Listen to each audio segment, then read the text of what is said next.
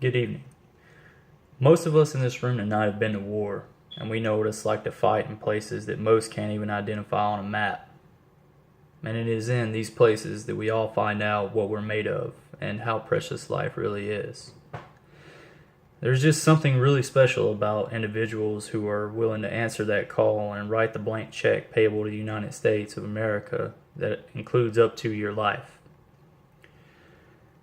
Sergeant John Basilone was one of these selfless individuals who embodied all the attributes that the Marine Corps stands for. His actions in World War II on Guadalcanal burned his name into the history books with his courageous will to prevail under overwhelming odds. Sergeant Basilone was born 4 November 1916 in Buffalo, New York, and was 6 of 10 children. He then, later in life, decided to enlist in the Army, which is something that most individuals do not know about Sergeant John Basilone. We all know him as a Marine's Marine, but in fact he was a soldier before that.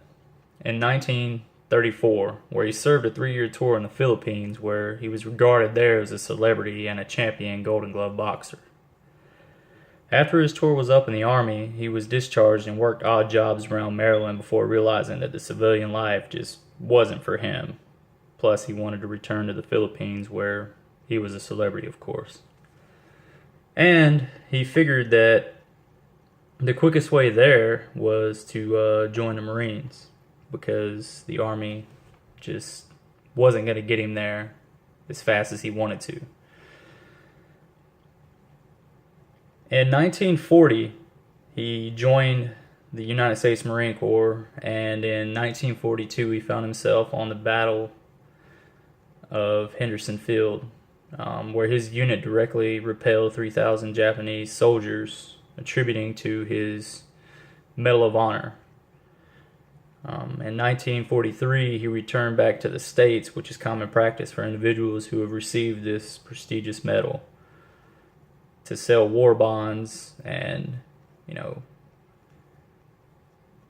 help America realize why we're still in the fight. He requested multiple times to go back to the front line with his men, but the Marine Corps found him too valuable to do that, so they kept denying him. Well, persistence pays off in this case, because after what seemed like a decade, the Marine Corps allowed him to go back to the front lines, and he joined 1st Battalion, 27th Marine Regiment in 1945. This year was key because it was the year that the Marines invaded Iwo Jima, which is one of the last footholds the Japanese had. And on the first day of battle, Gunnery Sergeant John Basilone was killed in action, not even 40 minutes into the battle. In closing, I will leave you with the written citation of this extraordinary man and help you realize why I decided to commemorate him tonight.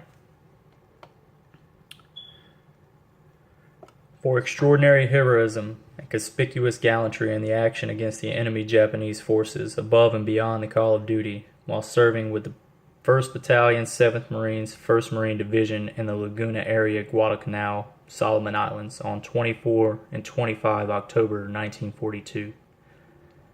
While the enemy was hammering at the Marines' defensive positions, Sergeant Basilone, in charge of 2 sections of heavily machine guns, fought valiantly to check the savage and determined assault. In a fierce frontal attack with the Japanese, blasting his guns with grenades and mortar fire, one of Sergeant Basilone's sections with its gun crews was put out of action, leaving only 2 men able to carry on. Moving an extra gun into position, he placed it in action, then under continual fire repaired another and personally manned it, gallantly holding his line until replacements arrived. A little later, with ammunition critically low and the supply lines cut off, Sergeant Basilone, at great risk of his life and in the face of continuous enemy attack, battled his way through hostile lines with urgently needed shells for his gunners, thereby contributing in a large measure to the virtual annihilation of the Japanese regiment. His great personal valor and courageous initiative were in keeping with the highest traditions of the United States Naval Service. Thank you. Have a great night.